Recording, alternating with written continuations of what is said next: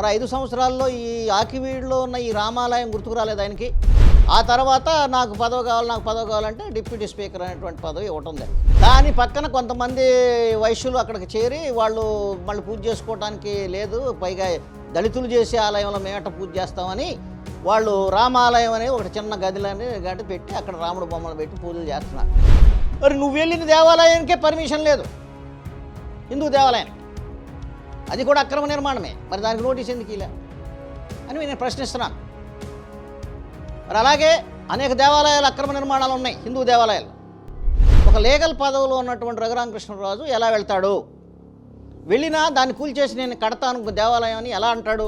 రామాలయం అనేది ఎత్తుకుంటే బీజేపీ వాళ్ళు ఆర్ఎస్ఎస్ వాళ్ళు నన్ను బాగా ఎత్తుకుంటారు అనేటువంటి ఒక ఐడియాకు వచ్చి చిన్న పిల్లల్ని జైల్లో పెట్టించేటటువంటి ఎమ్మెల్యేవి నువ్వు అసలు నీ సిగ్గుందా? ఇతను ఏంటంటే ఇతనికి క్రిస్టియన్ అనేవాడు లేదా దళితుడు అనేవాడు మాలవాడు అనేవాడు ఇతనికి నేరస్తుల్లా కనపడతాడు.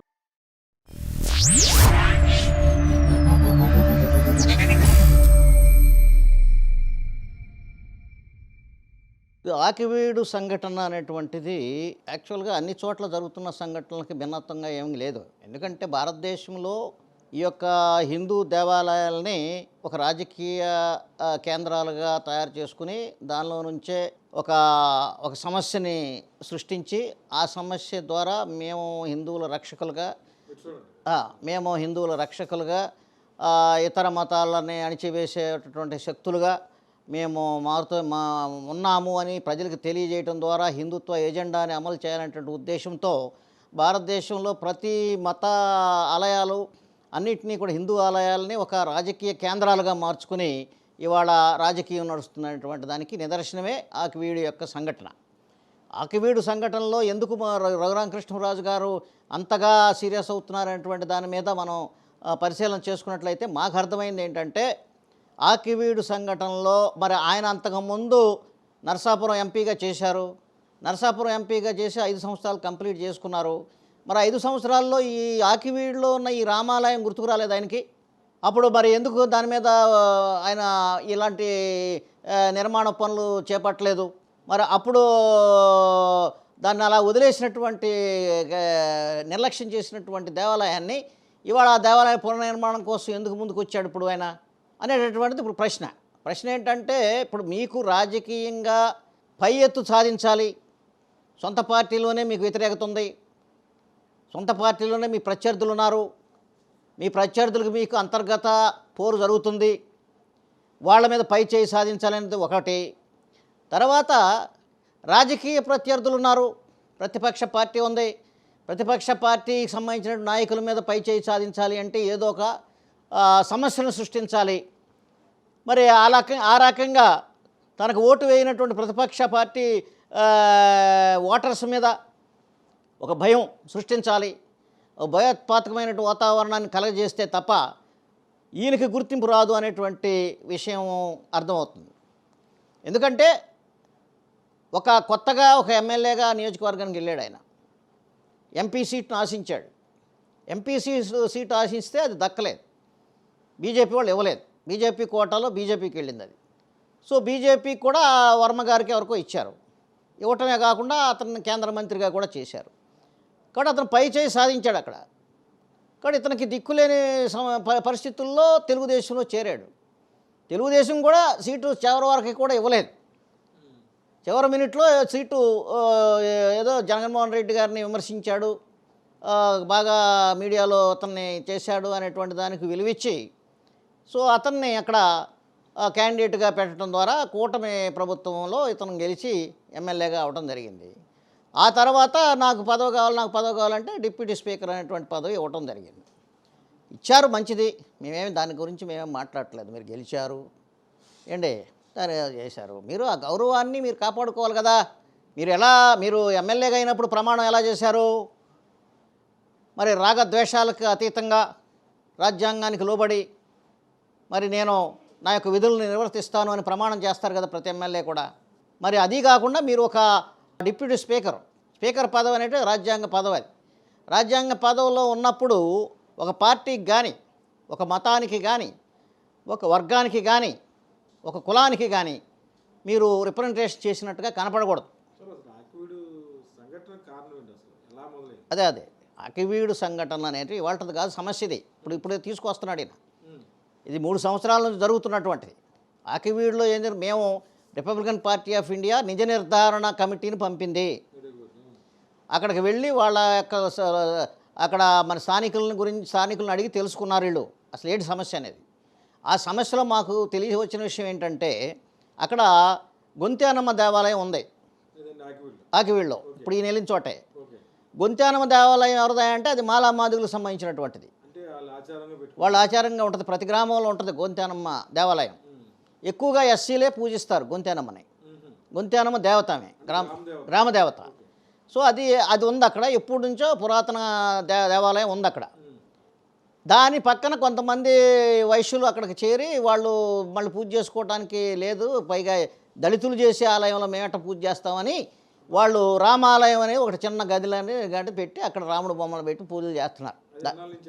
అది 20 ఏళ్ల క్రితం నుంచే. ఇది ఎప్పటి నుంచో ఉంది. ఇది గొంతేనమ్మ దేవాలయం ఎప్పటి నుంచో ఉంది. దాని పక్కన వీళ్ళు చేరారు. వీళ్ళు చేరి పూజలు చేసుకుంటున్నారు, ఏ గొడవలు అనేటువంటిది లేదు. కానీ ఇప్పుడు రామాలయ నిర్మాణం చేయాలని ఇప్పుడు ఈ బీజేపీ గెలిచిన దగ్గర నుంచి ఇదొక పిచ్చలు ఎగ్గొడుతున్నారు. ఆ ప్రాపర్టీ అనేది ఎస్సీలది కాదు, ఓసీలది కాదు. అది యాక్చువల్గా ప్రాపర్టీ ఎవరిది అని అంటే అది ప్రభుత్వ భూమి. ప్రభుత్వ భూములు నిర్మాణాలు జరిగినాయి ఈ దేవాలయాలు. సో అది అడంగల్లో మేము చూసిన దాన్ని బట్టి అది ప్రభుత్వ భూమిగా ఉంది. ప్రభుత్వ భూమిలో కట్టారు కాబట్టి 2 అక్రమ నిర్మాణాలే. అయితే ఈయన 113 చర్చిలకి అలాగే 4-5 మసీదులకి నోటీసులు ఇప్పించాడు. త్రిపుల్ ఆర్ మీరు అక్రమ నిర్మాణాలు చేశారు, మిమ్మల్ని ఎందుకు కూల్చకూడదని. మరి నువ్వు వెళ్ళిన దేవాలయానికే పర్మిషన్ లేదు, హిందూ దేవాలయానికి. అది కూడా అక్రమ నిర్మాణమే, మరి దానికి నోటీస్ ఎందుకు ఇలా అని నేను ప్రశ్నిస్తున్నాను.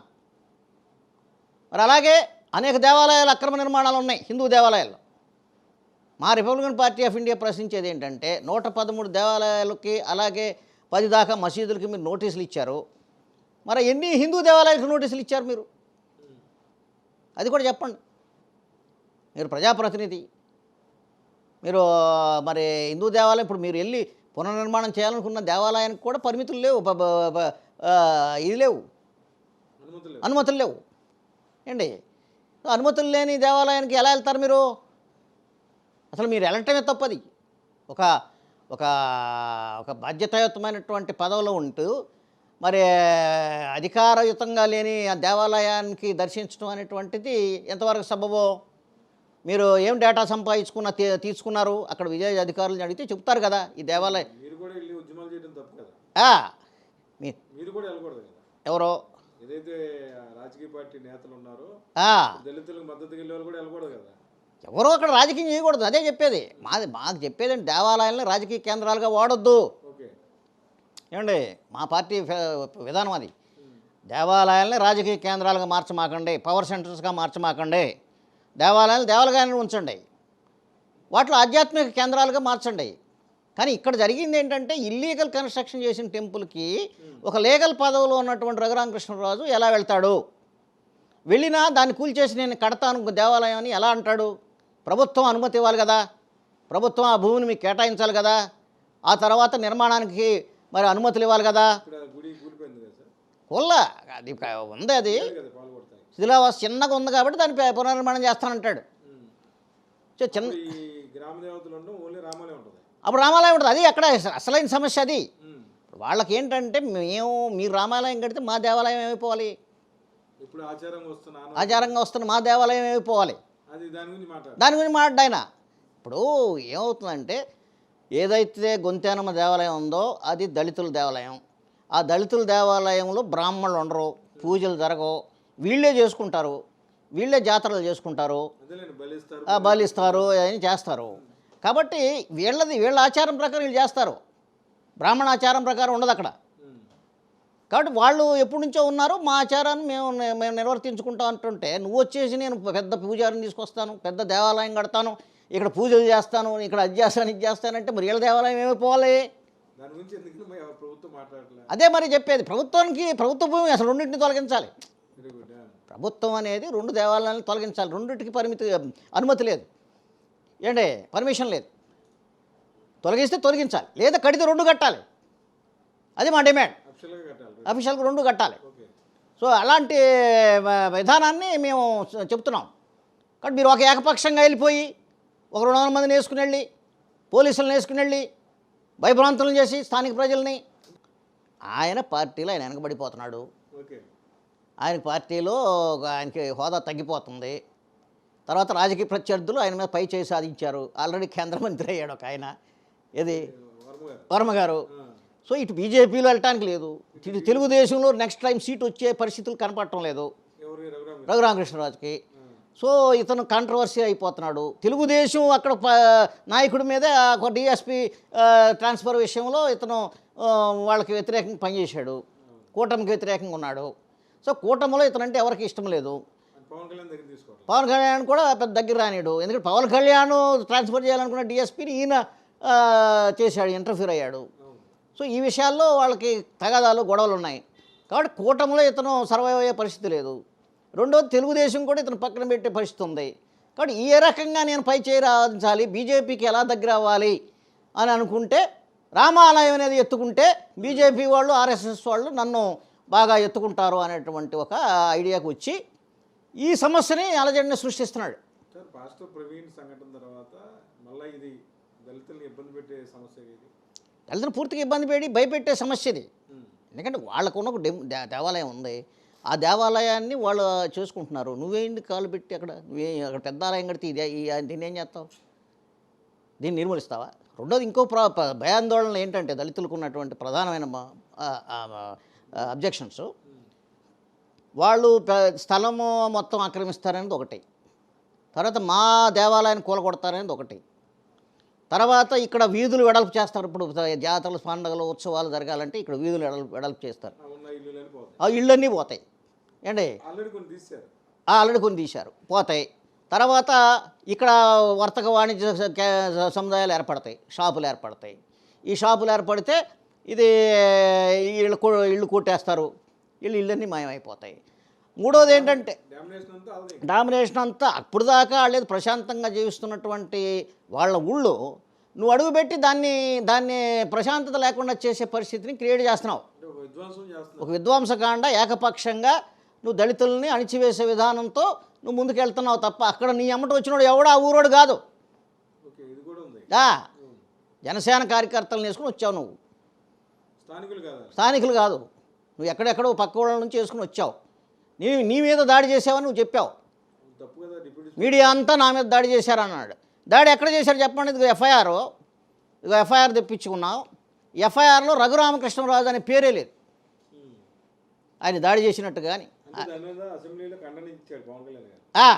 ఆయన దాడి చేసినట్టుగా కానీ ఆయన మీద మరి ఆయన గాయాలైనట్టుగా కానీ లేదంటే ఆయన మీద కేసు బుక్ అయినట్టుగా కానీ అసలు ఏమన్నా అర్థం ఉందా? నా మీద దాడి చేశారు, నన్ను హత్య చేయడానికి పూనుకున్నా, మరి నువ్వు ఎందుకు కంప్లైంట్ ఇలా? నీ మీద దాడి జరిగితే, నిన్ను హత్య చేయాలని ప్రయత్నం చేస్తే నువ్వు ఎందుకు కంప్లైంట్ ఇవ్వలేదు పోలీస్ స్టేషన్లో? నీ ఎఫ్ఐఆర్ ఏది? ఈ ఎఫ్ఐఆర్ ఇచ్చింది వేరే వాళ్ళు, అతను జనసేన క్యాండిడేట్. ఆ జనసేన క్యాండిడేట్ ఇతని పేరు అనిల్ కుమార్. పోలీస్ స్టేషన్ పెదపాడు అండి. Police station Akividu, PS Akividu police station, Pedapadu గ్రామం దాని కింద వస్తుంది ఏండి. ఇప్పుడు ఇతను ఇచ్చింది అనిల్ కుమార్. ఈ అనిల్ కుమార్ నన్ను కొట్టారని చెబుతున్నాడు. జనసేన నాయకుడు నన్ను కొట్టారని ఆయన చెబుతుంటే నన్ను కొట్టారని ఈయన అంటాడు. అక్కడ వీడియో లేదు, ఏమీ లేదు, పోలీస్ కంప్లైంట్ లేదు, ఎక్కడ సాక్ష్యం లేదు, ఏమీ లేదు. పచ్చి అబద్ధాలను ప్రచారం చేసుకుంటూ మీడియాలో మీరు రఘురామకృష్ణరాజు గారు నీ మీద దాడి జరిగిందని చెప్తున్నారు. మీ మీద జరగలా, మీ అనుకున్నటువంటి వాళ్ళ మీద జరిగింది. మీ అనుకున్నటువంటి వాళ్ళ మీద ఎందుకు జరిగిందంటే వాళ్ళకి ఎప్పటి నుంచో శత్రుత్వం ఉంది ఈ టెంపుల్ విషయం మీద. కాబట్టి వాళ్ళు దాడి కూడా చేయలే, దాడి చేసినట్టు ఎక్కడా లేదు. పోలీసులు ఏమయ్యారు? మీ అమ్మట 3 మంది పోలీసులు వచ్చారు. పోలీసులు ఎందుకనే మరి రాయట్లేదు? ఇక్కడ చూడండి ఎఫ్ఐఆర్లు ఎవరు రాస్తున్నారంటే ఏంటి, భీమవరంకి చెందిన రాజేష్ ఖన్నా మరియు మీసాల జయరాజు, ఏలూరుపాడుకు చెందిన పాస్టర్ ఇస్మాయిల్ అనేవాళ్ళు నేరపూరిత కుట్ర పన్ని ఆకివీడులో మతాల మధ్య గొడవలు సృష్టించే విధంగా వ్యవహరించి అనేకసార్లు ఆకివీడు పెదపేటలో సమావేశాలు పెట్టి ఇక్కడున్న జనాల మధ్య విద్వేషాలు రెచ్చగొట్టి ఈరోజు మాపై హత్యాయత్నం చేయడానికి కారణమైనారు. ఈరోజు ఆకివీడు పోలీసు వారు నన్ను అడగ్గా పై విషయాలు చెప్పాను, రాసుకున్నారు. చదివి వినిపించినారు, అన్నీ సరిగా ఉన్నాయి. అంటే నువ్వు చెప్పితే రాసుకున్నారే తప్ప పోలీసులకి ప్రత్యక్షమైనటువంటి సాక్ష్యాలు ఏమి లేవు కదా. నువ్వేం చెప్తే అది రాసుకున్నారు వాళ్ళు. ఎవిడెన్స్ లేదు, అక్కడే ఉన్నారు పోలీసులు. 3 మంది పోలీసులతో వెళ్ళాడు కదా ఈయన. మరి దాడి జరిగితే వాళ్ళు అడ్డుకున్నారుగా. దాడి ఎక్కడ జరిగింది? ఆ తోపులాట్లో ఎవరో ఇతను అనిల్ కుమార్ అనేవాడు వెళ్ళి అక్కడ పక్కన ఉన్న ఫెన్సింగ్ మీద పడితే ఆ వెదురు కట్టలకి కొట్టిన మేకులు ఉంటాయి కాబట్టి ఆ మేకులు లాగేశారు, అవి పడేశారు. దానికి కర్రలకు మేకులు కొట్టి మేకులతో దాడి చేశారు, రాళ్లతో కొట్టారు, మేకులు కర్రలతో కొట్టారు. మేము దళితుల పక్షానే ఉంటాం. రిపబ్లికన్ పార్టీ ఆఫ్ ఇండియా దళితుల యొక్క హక్కులను కాపాడద్ది. రిపబ్లికన్ పార్టీ ఆఫ్ ఇండియా రాజ్యాంగంలో ఉన్నటువంటి మత స్వేచ్ఛని, మత హక్కుల్ని కాపాడటానికి మేము ఉన్నాం. కాబట్టి మేము దళితుల పక్షానే ఉంటాం. మీరు రామాలయం కట్టడానికి మీకు అక్కడ హక్కు ఎక్కడిది? లేదు హక్కు అక్కడ. మీకు డబ్బులు వేస్తారు, మీరు వసూలు చేసుకుంటున్నారు డబ్బులు. మీరు ఆర్థికంగా కలిగిన వాళ్ళు కాబట్టి మీరు చేసుకుంటారు. కానీ ఇక్కడ మీకు స్థలం అది మీది కాదు, స్థలం మీది కాదు. మీకంటే ముందే గొంతెనమ్మ గుడి ఉంది అక్కడ. కాబట్టి వాళ్ళకి చెందుద్దా భూమి, వీళ్ళకి చెందుద్దా అనేటువంటి దాని మీద ఇప్పుడు వివాదం. దానికి ప్రభుత్వం తేల్చాలి, లేదా భూమిని ఇద్దరికి ఏర్పాటు చేయాలి. అంటే రఘురామకృష్ణరాజు గారు మాట చెప్పారు, మాల అధికారులు ప్రత్యేకించి మాల వాళ్ళు తనను టార్గెట్ చేస్తున్నారని అని చెప్పి కూడా బహిరంగంగా వీడియో కూడా రిలీజ్ చేశారు. సునీల్ కావచ్చు, ప్లేట్ ప్రసాద్ కావచ్చు, ఎవరైనా సరే ఎస్సీ మాల వాళ్ళు తను టార్గెట్ చేస్తున్నారు. మాల వాళ్ళు ఎవరో టార్గెట్ చేయాల్సిన అవసరం అతని మీద లేదు. అతనికి మాల వాళ్ళకి ఎలాంటి తగాదా లేదు. ఏండి, నీకు పివి సునీల్ కుమార్ గారికి ఏరే కేసులో ఉంది కాబట్టి దాన్ని కక్షగా పెట్టుకుని నువ్వే సృష్టిస్తున్నావు. ఇది రౌడీలానే సృష్టిస్తున్నావు. ఇప్పుడు ఇక్కడక్కడ నువ్వు వెళ్ళి రావటం వల్ల మా దళితులకు ఎంత అన్యాయం జరిగిందంటే 10వ తరగతి ఎగ్జామ్స్ రాసే 10 మంది కుర్రాళ్ళని అరెస్ట్ చేశారు మీరు. వాళ్ళకి ఇప్పుడు ఎగ్జామ్స్ మిస్ అయిపోయారు, వాళ్ళు ఇప్పుడు జైల్లో ఉన్నారు. మైనర్ బాలుల్ని నేరస్తులుగా నువ్వు చేయించి వాళ్ళని సెంట్రల్ జైలుకి పంపించి వాళ్ళకి ఎగ్జామ్స్ రాయకోకుండా చెడగొట్టావు. వాళ్ళ కెరీర్ని, వాళ్ళ భవిష్యత్తుని సర్వనాశనం చేసిన దుర్మార్గుడు నువ్వు రఘురామకృష్ణరాజు. ఎవరిని ఉద్ధరించడానికి వెళ్ళావు నువ్వు? అక్కడికి వెళ్ళినప్పుడు 2 వైరుధ్యాలు ఉన్నప్పుడు ఒక ఎమ్మెల్యేగా నువ్వు చేయాల్సిన బాధ్యత ఏంటి? 2 వర్గాలని పిలిచి కూర్చోబెట్టి మాట్లాడి సామరస్యపూర్వకంగా శాంతియుత వాతావరణంలో చర్చలు జరిపి మరి వాళ్ళకు అంగీకారయోగ్యమైనటువంటి విధానంలో నువ్వు గుళ్ళు కట్టాలి. కానీ నీ ఇష్టం వచ్చిన ఎవడడ్డం వస్తాడో నేను చూస్తాను, తొక్కుకుంటా వెళ్తాను. పిల్లల్ని అరెస్ట్ చేశారండి, మహిళలను అరెస్ట్ చేశారు. అరెస్ట్ చేసిన 20 మందిని, అంతమంది అరెస్ట్ చేశారు. చిన్నపిల్లల్ని అరెస్ట్ చేశారు. అసలైన నేరస్తులను ఎవడు అరెస్ట్ చేయట్లా. వాళ్ళే వీళ్ళని కొట్టి వాళ్ళని కొట్టారని చెప్పి తిరిగి కేసులు పెట్టారు. వీళ్ళకి కొట్టే శక్తి ఉంటుంది వీళ్ళకి. దళితులకి ఏముంటుంది? వాళ్ళకి కొట్టితే జైలుకి వెళ్తే వాళ్ళ పరిస్థితి ఏంటి? వాళ్ళు ఒక ఎమ్మెల్యే వస్తే చూడటానికి వచ్చారు వాళ్ళ పిల్లలు. వచ్చాడు మా ఎమ్మెల్యే గారు అని నువ్వు వాళ్ళని జైల్లో పెట్టిస్తావా? అసలు నీ సిగ్గుందా? చిన్న పిల్లల్ని జైల్లో పెట్టించేటటువంటి ఎమ్మెల్యేవి నువ్వు అసలు ఎప్పుడు జరగలేదు. పైకి నేను కొట్టకుండా నన్ను కొట్టారు, నా మీద హత్యా ప్రయత్నం చేయబోయారు, నన్ను ఇది చేయబోయారు, ఎక్కడికి వెళ్తే అక్కడ నన్ను చంపేస్తున్నారు అని ఇది ఒకటే చెబుతాడు. అప్పుడేదో కస్టోడియల్ టార్చర్ నన్ను చంపడానికి కుట్ర జరిగింది అంటాడు. ఏంటి కుట్ర జరిగినట్టు ఎక్కడుంది సాక్ష్యం? పివి సునీల్ని ఇందులోకి లాక్కుతాడు. పివి సునీల్ ఎక్కడున్నాడు? అక్కడ అసలు ఆ స్థలంలోనే లేడు, ఆ ప్రాంతంలోనే లేడు. నువ్వు అతన్ని ఎందుకు లాగుతావు? అంటే నీకు అతని మీద వ్యక్తిగత కక్ష ఉంది. ఆ కక్షను తీర్చుకోవడం కోసం అతన్ని ఇన్వాల్వ్ చేస్తున్నావు. మళ్ళీ క్రైస్తవుల్ని అందులోకి లాగుతున్నావు. అసలు ఇద్దరు క్రైస్తవులకు సంబంధమే లేదు.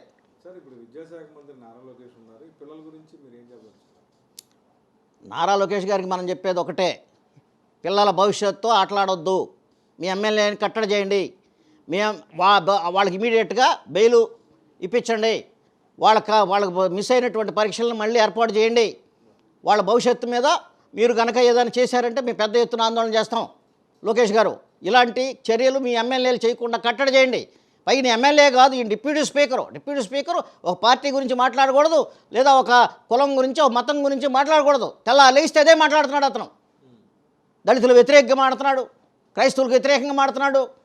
ఏదో బీజేపీ వాళ్ళ మెప్పు కోసం, ఆర్ఎస్ఎస్ మెప్పు కోసం రామాలయం కట్టాలంటున్నాడు. మరి 5 ఏళ్ళు ఎంపీగా ఉన్నప్పుడు నీకు రామాలయం గుర్తు రాలేదా? సాక్షిలో ఒక ఆర్టికల్ రాశారు. దానిలో ఏంటంటే ఇదిగో ఇతను దేవాలయం ఇట్లా ఉంది, ఇదంతా చెత్త చెదారతో నిండి ఉంది, ఈ ఎమ్మెల్యే ఏం చేస్తాడని చెప్పి రాసినందుకు అప్పుడు బయలుదేరావు నువ్వు. మరి అంత శ్రద్ధ ఉన్నవాడికి నీకు మతం మీద లేదా గుడి మీద మరి ముందు నుంచి ఎందుకు వెళ్ళా? సాక్షి రాసిన తర్వాత నీకు వచ్చిందా? కాబట్టి నువ్వు రాజకీయ ప్రత్యర్థులు కూడా టెక్నికలే. ఆ, సాక్షి రాయని రాసిపెట్టి వెళ్ళారంటే సాక్షిని రాయబట్టి వెళ్ళావు, అంతేగాని నీకు ప్రేమ లేదు అక్కడ. నీ సొంతగా దాన్ని అభివృద్ధి చేయాలని ఏమి లేదు. అక్కడ 3 ఏళ్ల నుంచి జరుగుతున్న గొడవల మీద నీకు నాలెడ్జ్ లేదు, నీకు దాన్ని పరిష్కరించాలనే ఉద్దేశం కూడా లేదు. ఇప్పుడు గ్రౌండ్ లెవెల్లో ఆ గుడి చుట్టూ ఉన్న దళితుల మనోభావాలు ఎలా ఉన్నాయి, వాళ్ళ పెయిన్ ఎలా ఉంది? దళితుల మనోభావాలు చాలా దెబ్బతిన్నాయి. ఎందుకంటే వాళ్ళు కూడా హిందువులే. ఈయన ఏంటంటే హిందువులకి క్రైస్తవులకి మధ్యన చిచ్చు పెట్టాలని చూస్తున్నాడు. అది మరిదా అక్కడ క్రైస్తవులు కూడా ఉన్నారు, హిందువులు ఉన్నారు, కానీ అక్కడ ఉంటున్నారు వాళ్ళు ఉంటే నిన్నేం చేశారు? వాళ్ళు క్రైస్తవులను ఏం చేస్తావు? నువ్వు చంపేస్తావా? నువ్వు క్రైస్తవ వ్యతిరేకంగా మాడతావేంటి? క్రైస్తవుడు అయితే నేరస్తుడా? డైరెక్ట్గా చెప్తున్నాను ఆయన. క్రైస్తవుడు అయితే నేరస్తుడా? కాబట్టి ఒక పదవుల్లో, రాజ్యాంగ పదవుల్లో ఉండి ఇలాంటి మత విద్వేషాలను రెచ్చగొడుతూ, కుల విద్వేషాలను రెచ్చగొడుతూ అక్కడికి వెళ్ళి అమాయకులైనటువంటి విద్యార్థుల్ని అరెస్ట్ చేయించి, స్త్రీలను అరెస్ట్ చేయించినటువంటి ఈ యొక్క రఘురామకృష్ణరాజు యొక్క పదవిని తొలగించాల్సిందిగా మేము డిమాండ్ చేస్తున్నాం. ఆర్పిఐ ఒక విఐపి ఒక ప్రదేశాన్ని సందర్శిస్తున్నప్పుడు దాని మీద ఇంటెలిజెన్స్ గ్యాదర్ చేశారా? ఆ ఇంటెలిజెన్స్ నివేదికలు ఏమైనా తెప్పించుకున్నారా? ఇక్కడ గొడవలు జరుగుతాయి, నా మీద హత్యా కుట్రలు జరుగుతున్నాయి అన్నప్పుడు మరి ఇంటెలిజెన్స్ నివేదిక ఏమవుతుంది? సార్ ఈ గ్రామంలో దుర్మార్గులు, రౌడీలు, గూండాలు ఉన్నారా అని చెప్పినట్టు? ఎక్కడా లేరు, ఎవరూ లేరు. ఎక్కడ ఎవరో అంతకులు లేరు, రౌడీ షీటర్స్ లేరు, ఎవరూ కూడా లేరు. ఇతను ఏంటంటే ఇతనికి క్రిస్టియన్ అనేవాడు లేదా దళితుడు అనేవాడు, మాలవాడు అనేవాడు ఇతనికి నేరస్తుడిలా కనపడతాడు. ఇతను ప్రతివాడు నేరస్తుడు అనుకున్నట్టుగా ఉంటుంది అతనికి. సరే నువ్వు వెళ్తున్నావు, నువ్వు డిప్యూటీ స్పీకర్ వెళ్తున్నావు, ఒక ప్రోటోకాల్ ఉంది, నీ ఇంటెలిజెన్స్ రిపోర్ట్ తీసుకుని మరి ఆ కంట్రోల్ ఎందుకు చేసుకోలేకపోయావు? నీ మీద దాడి జరగబోతుంది అంటున్నావు. దాడి జరగబోతుంది అన్నప్పుడు ఇప్పుడు ఎంతసేపు రియాక్టివ్ గవర్నెన్సే తప్ప, ఎందుకంటే ఏదైనా సంఘటన జరిగినప్పుడు దాని యొక్క చర్యలు, తర్వాత అరెస్టులు 144 సెక్షన్లో తర్వాత చర్యలు తీసుకుంటున్నారు తప్ప ముందు చర్యలు ఎందుకు తీసుకోవట్లేదు? ప్రజల ప్రాణాల కింద రాముడు ఎక్కువ కదా. ముందస్తు చర్యలు ఎందుకు తీసుకోవట్లేదు? పైగా ఇది సెన్సిటివ్ ఇష్యూ. ఈ సెన్సిటివ్ ఇష్యూని మీరు హైలైట్ చేస్తున్నప్పుడు ప్రభుత్వం వాళ్ళకి స్థానిక పోలీసులకు కానీ, ఇంటెలిజెన్స్కి కానీ, ఎండోమెంట్ డిపార్ట్మెంట్కి కానీ వీళ్ళందరికీ తెలియజేసి ముందే ఆయన పర్యటనని మరి చాలా ప్రశాంతంగా జరిగేట్టు చూడండి. ఆయనకి కూడా ఒక వార్నింగ్ ఇవ్వాలి. మీరు రెచ్చగొట్టే ప్రసంగాలు చేయొద్దు, విద్వేషపూరితమైన ప్రసంగాలు చేయొద్దు, మీరు అత్యధికమైన జనాభాలను తీసుకుని వెళ్ళకూడదు. అవన్నీ ఇరుకు రోడ్లు నీ ఇష్టం వచ్చిన జనాల్ని ఒక 100 మందిని తీసుకుని అక్కడ స్త్రీలు వాళ్ళంతా మరి ఎట్లా ఇదవుతారు? భయభ్రాంతులను చేసావు నువ్వు, పోలీసులను కూడా అక్కడ తీసుకెళ్ళి. కాబట్టి ఇది మంచి పద్ధతి కాదు. రఘురామకృష్ణరాజు గారు, మీరు వెంటనే మీ పదవికి రాజీనామా చేయాలని మేము డిమాండ్ చేస్తున్నాం. ఏంటి? సో అదొకటి. కొన్ని రూల్స్ పెట్టాలి. కొన్ని రూల్స్ పెట్టి ఈ రకమైనటువంటి సంఘటనలు భవిష్యత్తులో జరగకోకుండా నిరోధించాలి. అంటే ఎప్పుడూ మత స్థలాలని రాజకీయ వేదికలుగా మార్చొద్దు, రాజకీయ ప్రయోజనాల కోసం వాడుకోవద్దు, చట్టం చేయండి. ఇదొకటే. ఏ పార్టీ నాయకుడు కూడా పార్టీల గురించి మాట్లాడొద్దు. సరే ఇన్ని నెలలుగా అక్కడ అట్టుడికి పోతుంది, లాండ్ ఆర్డర్ ప్రాబ్లం ఉంది, వాళ్ళు పనులు చేసుకునే పరిస్థితి ఉంది. ఏంటి దౌర్భాగ్యం? అదే మరి ఇప్పుడు వాళ్ళని 20 ఇప్పుడు ఇన్ని రోజుల నుంచి వాళ్ళు జైల్లో పెట్టారు. వాళ్ళు పనులకు వెళ్ళకపోతే తిండి ఉండదు. మరి నువ్వు వాళ్ళ యొక్క ఆహారాన్ని కూడా లేకుండా చేసావు నువ్వు. వాళ్ళ పిల్లల భవిష్యత్తుని మీద నువ్వు దుర్మార్గం చేశావు. కాబట్టి రఘురామకృష్ణరాజులో మానవత్వం లేదు, రఘురామకృష్ణరాజులో సమానత్వం లేదు. రఘురామకృష్ణరాజు ఆ పదవికి అనర్హుడు. రఘురామకృష్ణరాజు మతద్వేషి, ఇతర మతాల ద్వేషి. రఘురామకృష్ణరాజు ఇతర కులాలు, దళితుల ద్రోహి. కాబట్టి ఈ సందర్భంగా మీకు ఒకటే చెబుతున్నాం, భవిష్యత్తులో మళ్ళీ మీరు ఇలాంటి మరి ద్వేషపూరితమైన ప్రసంగాలు చేయటం, తప్పుడు సమాచారాన్ని ప్రజలకు అందజేయటం, నీ మీద దాడి జరిగిందని ఎక్కడా లేదు. ఇదిగోండి ఎఫ్ఐఆర్లో ఎక్కడా లేదు నీ పేరు లేకుండా నీ మీద దాడి జరిగిందని ఎట్లా చెప్తావు? ఇది అబద్ధ ప్రచారం కదా. నువ్వేదో సింపతిగా ఏం చేయాలని చూసుకోవట్లేదా? రామాలయాన్ని చూపించి మొత్తం ఆర్ఎస్ఎస్ని, బీజేపీ యొక్క వాళ్ళ పెద్ద నాయకులను నీ వైపు దృష్టి మళ్లించుకోవడానికి చేసుకున్నటువంటి కుట్ర కదా. కాబట్టి ఇదన్నీ కూడా ప్రజలు గమనిస్తున్నారు. మీరు చేసేటటువంటి రాజకీయ కుట్రలో భాగంగానే ఈ రామాలయ నిర్మాణం అనేది జరుగుతుందనేటువంటిది ప్రతి ఒక్కరికి తెలుసు. అలాంటి కష్టం, ఎందుకంటే గవర్నమెంట్ ఎలా స్పందిస్తుందనే చూడాలి. మేము చంద్రబాబు నాయుడు గారికి, ముఖ్యమంత్రి గారికి విజ్ఞప్తి చేస్తున్నాం, ఈ స్థలాన్ని ఆ రామాలయ నిర్మాణానికి ఇవ్వద్దు. ఒకళ్ళు ఇచ్చే లెక్క ఉంటే మా గొంతెనమ్మ గుడి స్థలం పరిస్థితి ఏంటి, దాని నిర్మాణం ఏంటి, దానికి కావాల్సిన ఇప్పుడు ఎవరు ఉత్సవాలు చేస్తుంటారు, జనమంతా వచ్చి ఊరి మీద పడిపోతే అక్కడ ఇళ్ళు ఏమైపోవాలి, వాళ్ళకి దారులు ఏంటి, రోడ్లు ఏంటి, ఉత్సవ పరిస్థితులు ఏంటి, శబ్ద కాలుష్యం ఏంటి, అరే మరి అక్కడ ఉన్నటువంటి వాయు కాలుష్యం ఏంటి, ఇవన్నీ ఉంటాయి, నీటి కాలుష్యం. వీటన్నిటిని పరిగణలోకి తీసుకుని గుడికి పర్మిషన్ ఇవ్వండి, అంతేగాని ఊరికి ఎట్టబడితే గుడి ఇవ్వటానికి లేదు. పైగా మా పెద్దపేటలో ఈ యొక్క హరిజన వాడలో మీదగా దానికి దారి ఇవ్వటానికి కుదరదు. మీరైనా కొత్త దారులు ఏమైనా ఉంటే కొత్త రోడ్లు వేసుకుని పర్మిషన్లు ఇచ్చుకోండి, గవర్నమెంట్కి ఇష్టమైతే ఇచ్చుకోండి, మేమేం కాదట్లేదు. మీరు ఆ భూమికి దేవాలయానికి కేటాయించండి. అలాగే మా యొక్క దళితులు పూజించుకునే గొంతెనమ్మ గుడికి కూడా భూమిని కేటాయించండి.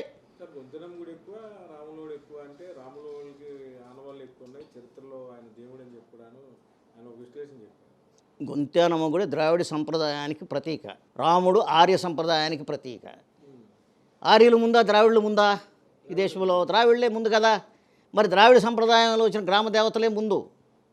గ్రామ దేవతలందరినీ ఆర్య సమాజం వచ్చిన తర్వాత మొత్తం వాళ్ళని అది మహాలక్ష్మి స్వరూపం అని చెప్పి మీరు మార్చుకున్నారు. కానీ గొంతెనమ్మ గుడి దళితులు పూజించుకునేదంటే అది ద్రవిడియన్ సంస్కృతితో జరిగేది, బ్రాహ్మణుడు ఉండడు అక్కడ. కాబట్టి మీరు చేసేది బ్రాహ్మణాచారాలతో చేస్తారు. ఈ రెండింటి మధ్య వైరుధ్యం ఉంది మీ మతంలోనే. ఇది హిందూ మతంలోనే రెండు వైరుధ్యాలు ఉన్నటువంటి విషయం ఇది, ద్రావిడ ఆర్య సంస్కృతుల మధ్యలో. సో అంతేగాని ఇది క్రిస్టియన్లకి హిందువులకు మధ్యలో తగాదాలాగా సృష్టించాలని నువ్వు చూస్తున్నది పశ్చాబద్ధం. అది పశ్చాబద్ధం. రెండోది నా మీద దాడి చేయబోయారు, హత్యా ప్రయత్నం చేయబోయారు అనేది పశ్చాబద్ధం. ఎఫ్ఐఆర్ఏ చెబుతుంది మీ మీద దాడి జరగలేదని. వేరే వాళ్ళ మీద దాడి జరిగింది మేము ఖండిస్తాం, దాన్ని ఎమోషన్ బట్టి మేము ఖండిస్తాం. ఎవరినైనా దాడి చేయకూడదు, ఎవరైనా కాన్వాయ్ పని మీ కాన్వాయ్ మీద మీరు వెళ్ళి విద్వేషపూరిత ప్రసంగాలు చేస్తే వాళ్ళు ఇచ్చుతారు, ఏదో కొద్దిగా గొడవలు అవుతాయి. కాబట్టి అది మీరు కంట్రోల్ చేసుకోవాలి. మీ నాలుగు మీరు కంట్రోల్ చేసుకోవాలి. మీరు ఎక్కడ చూసినా లూజ్ టాక్ చేసుకుంటూ మీరు ఆయన్ని